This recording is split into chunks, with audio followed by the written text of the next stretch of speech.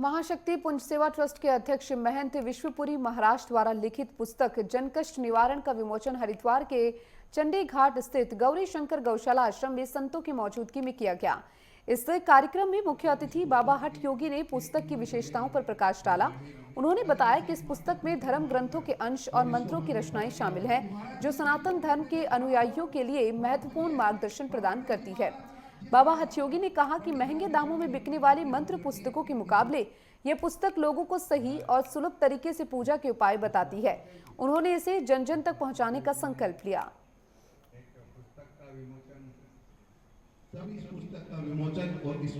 जन कष्ट निवारण पुस्तक है। महाराज मेरे बगल में खड़े हुए हैं, विश्वात्मा जी, जिन्होंने इसकी रचना करी हुई है।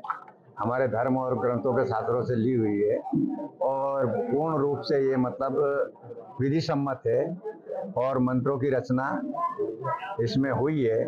तो जो भी भाई जिस तरह से आजकल बड़ी बड़ी दुकानें चल रही हैं, ये कर रही हैं, इतने हजार का, इतने लाख का, इतने हजार का, इतने करोड़ का ये मंत्र बेचते हैं, उनका मतलब ये दूर करने के लिए, भ्रम करने के लिए कि आप अगर इस तरह से लेते हो तो उससे नहीं होगा। आप इस पुस्तक के माध्यम से विधि विधान से कैसे बैठना, क्या करना, क्या नहीं करना, ये सब इस पुस्तक में रचना की गई है। इसमें जो मंत्र है उसमें तीनों माताओं के मंत्र अलग अलग हैं। कोई धन की लालसा है वो लक्ष्मी का कर सकता है, बीज मंत्र है उसमें।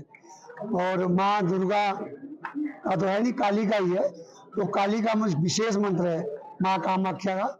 तो आप उसकी अगर आराधना करते हो तो अंदर से जो डर होता है ना, हमें डर लगता है, कहते रात को निकलते हमें सांप दिखता है, होता कुछ नहीं है, तो इस तरह के भय से मुक्त हो जाता है। और इसके पाठ करने सबसे बड़ी एक बात है कि लोग कहते हैं हमको किया कराया है, उसने कर दिया, बड़ा भ्रम होता है, ये कर दिया, वो कर दिया, उसने जादू छोड़ दिया।